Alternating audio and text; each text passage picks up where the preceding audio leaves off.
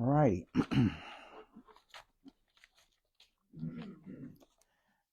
Well, as you know, we're continuing our investigation into the issue of Christians and alcohol. Ephesians 5:18, we've read it quite a few times in looking at this, but again, Ephesians 5:18 says, "Be not drunk with wine wherein is excess, but be filled with the Spirit." And so this verse and others like it leave us wondering if drinking wine without getting drunk is acceptable, because there really is no applicable verse prohibiting all contact with wine. But nevertheless, we're looking at this issue in the form of asking ourselves 8 questions, which has been called the Christian's wine list. And we've already looked at a few of them. The first one, and perhaps the most important one, is to ask, is the wine that people drink today the same as the wine that people drank in Bible times? And the answer we've seen is clearly it's not even close to the same. And it's critical to understand the meaning of the word wine in our King James Bible. In the New Testament is the word oinos. In the Old Testament is the word yayin, and it referred to a substance that was called wine, but it's not the wine that people think of today. The way it was made was vastly different. In our culture, in our time, wine is made by fermenting grapes for the specific purpose of creating alcohol. But in Bible times, wine was made by boiling grape juice down to a syrup or a paste so that it could be stored. And that boiling prevented it from fermenting. Then later that boiled down syrup would be mixed with water, anywhere from 3-to-1 all the way up to 20-to-1 or more, in order to drink it. And so we acknowledge the fact that boiled down syrup, once it was mixed with water, it could be left to ferment, but typically it wasn't, and the fermentation process was much slower than it would have been had it not been first boiled. So the word wine in our King James Bible was typically not fermented or only had tiny amounts of alcohol. So the wine that people drink today is definitely not the same wine that people drank in Bible times. Second question we considered, is it necessary to drink any type of alcohol today? In biblical times, it was often necessary to drink what they called wine, as we've described it here, because of the unsanitary conditions of their culture and the possible danger of drinking water all by itself. And we saw that the reason that God did not simply prohibit or condemn drinking what the Bible calls wine, that syrup made from grapes diluted with water, is because he created grapes and its byproducts as a powerful antibiotic, antiviral substance to protect people's health. And amazingly, modern science did not discover these properties of grapes and grape byproducts until recently. I'm talking about within the last 20 years, they didn't know it. Scientists only recently discovered that grapes and grape byproducts almost instantly kill many bacteria, viruses, fungi, parasites, toxins, including E. coli, listeria, salmonella, and staphylococcus, and many more. And I pointed out, too, that it is not the alcohol in the wine that does this, that kills these vermin. It's primarily a couple of acidic compounds that are found in grapes and its byproducts. So God, in his amazing grace, gave the ancient world a substance which would protect them from the harmful effects of things that they didn't even know existed, the unknown, the unseen, the undiscovered bacteria and viruses and toxins and parasites that surrounded them. They didn't even know that these things existed, and God was protecting them from it. But that was then, and we don't live in that world today. We know about all of these things, and we know about sanitation, and it's a different situation. Back then, they didn't have many options when it came to something to drink. They had wine, as the Bible describes it. They had perhaps some other fruit juices. They had milk and they had water. That was pretty much it. Today, the markets are just crammed full of stuff to drink. So Walmart yesterday, just walking through the beverage section, it's just, 18 to 50 different products in all kinds of different flavors. I mean, there's just all kinds of stuff. So you ask the question, is drinking wine necessary today? No, it definitely is not necessary. It is a choice. So the third question that we've been considering is it the best choice? And that's the question we're considering now. And I want to address that issue of choices made by Christians by considering the fact that God clearly establishes higher standards for spiritual leadership. And the first illustration of that is in Leviticus chapter 10. If you'd like to look there, Leviticus chapter 10, where the Lord is giving the requirements for the priesthood. Leviticus chapter 10, verses 8 to 11 says, "And the Lord spake unto Aaron, saying, Do not drink wine, nor strong drink, thou, nor thy sons with thee, when ye go into the tabernacle of the congregation, lest ye die.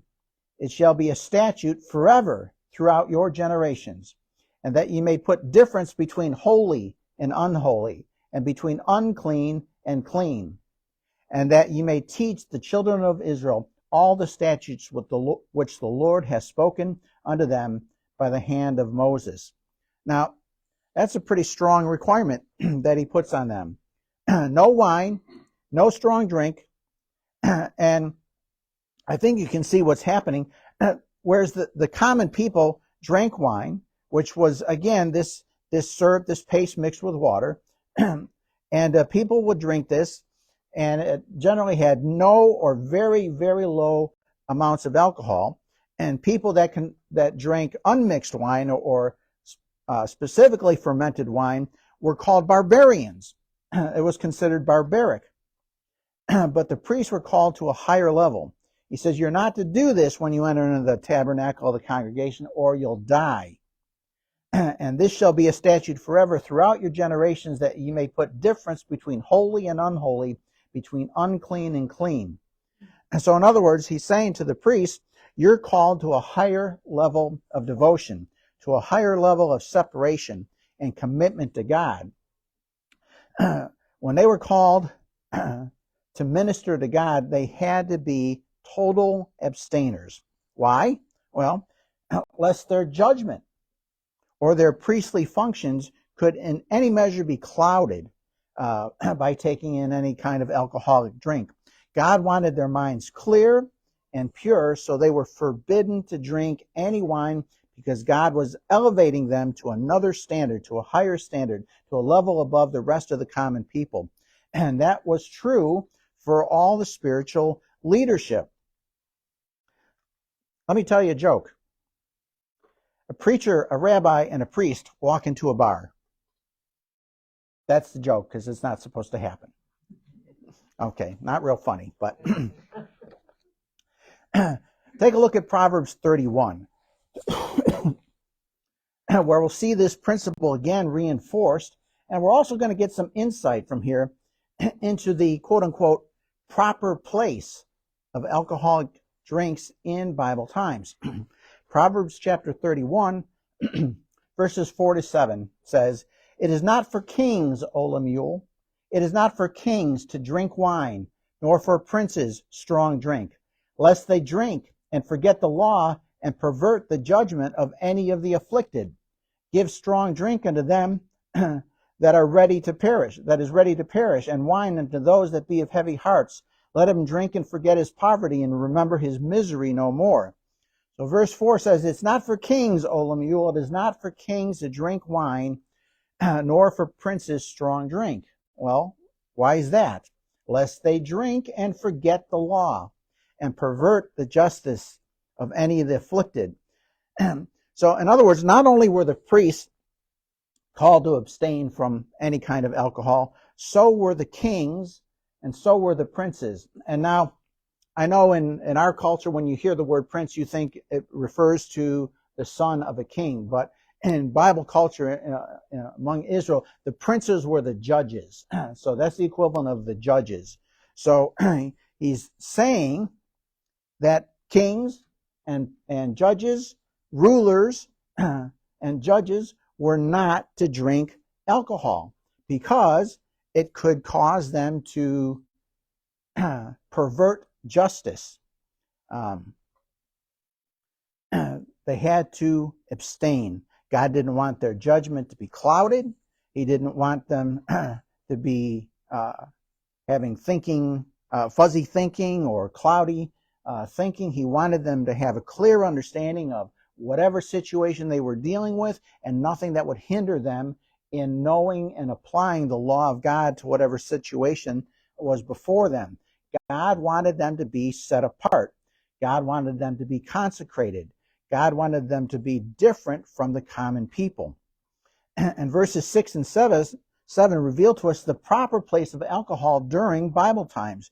You see, there was no morphine in those days. They didn't have any powerful painkillers for people that were afflicted, facing death. Additionally, there was no kind of medication for people suffering from severe depression. There was no Xanax or Abilify or whatever is used nowadays. And they didn't have any of that. And so verse 6 says, give strong drink to somebody who's ready to perish. It was a painkiller for extreme pain.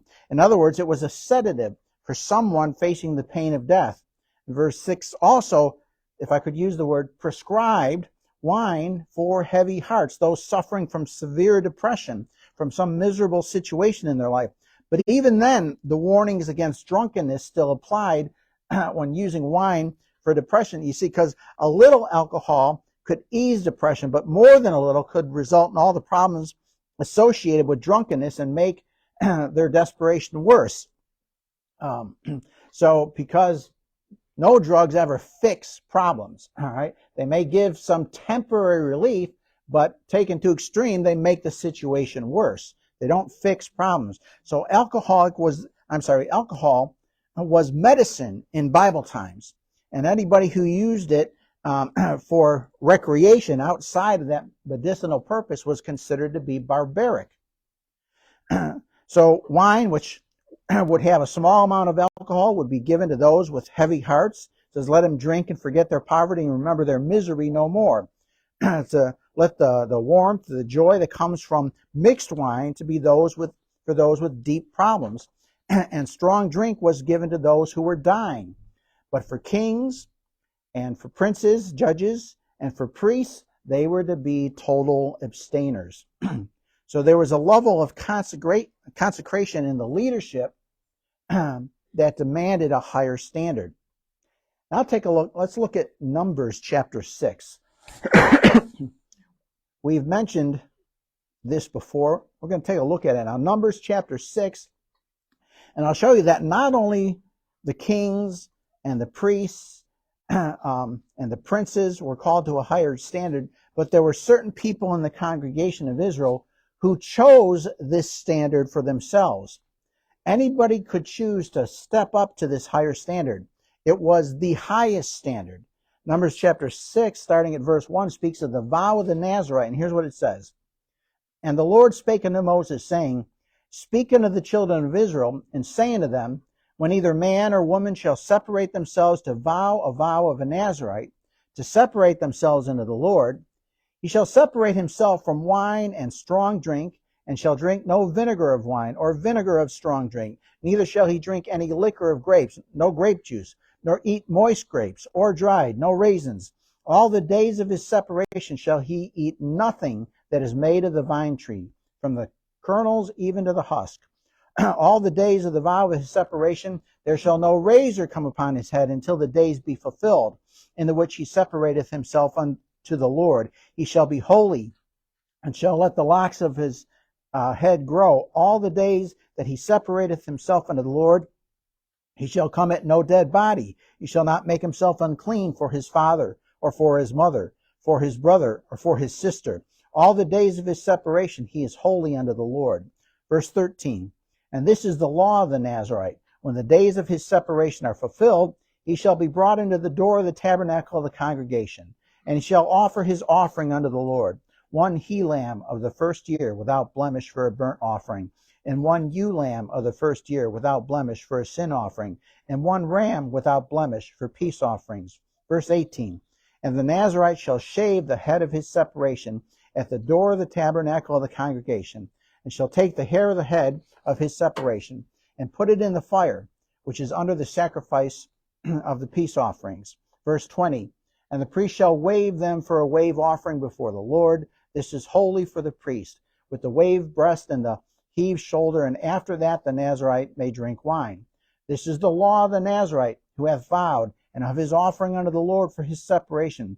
Beside that this his hand shall get, according to the vow which he vowed, so he must do after the law of his separation.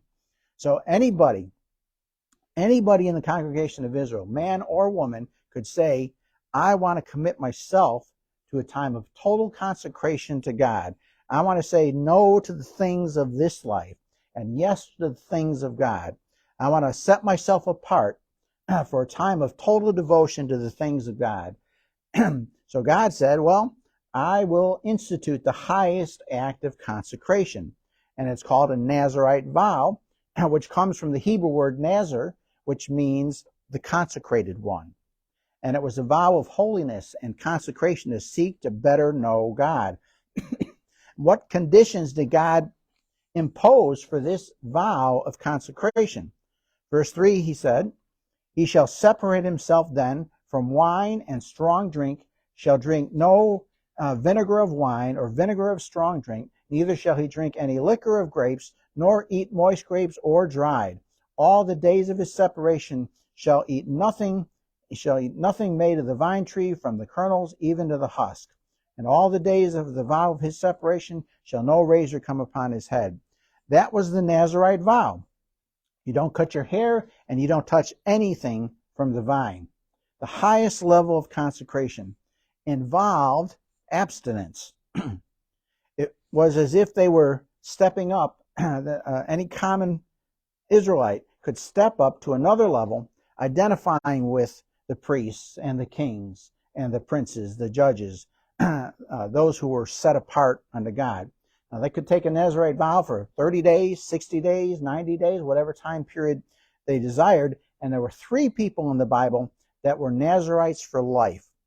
Samuel, the priest / prophet, Samson, everybody knows about, and John the Baptist. They were all Nazarites from the time of their mother's womb.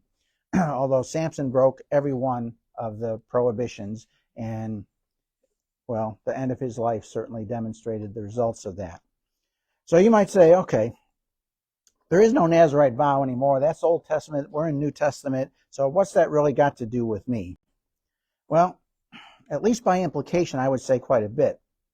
See, 2 Corinthians 6:17 says, come out from among them and be ye what? Separate. Be ye separate and touch not the unclean thing. 2 Corinthians chapter 7, verse 1 says, cleanse yourselves from all filthiness of the flesh, perfecting holiness in the fear of God. We're all called to this highest level. We're all elevated in the eyes of God to make the best choices. And when you come into the New Testament, I don't see anything that indicates the standard changes. If a priest was to be clear-minded at all times, to never give himself the possibility of being tempted, if it was true for a king, if it was true for a prince, if it was true for a judge, if it was true for a great leader like Samuel, if it was true for a prophet like John the Baptist, is any lower standard really going to be the rule in the Church of Jesus Christ that he purchased with his own blood? Would it be any less?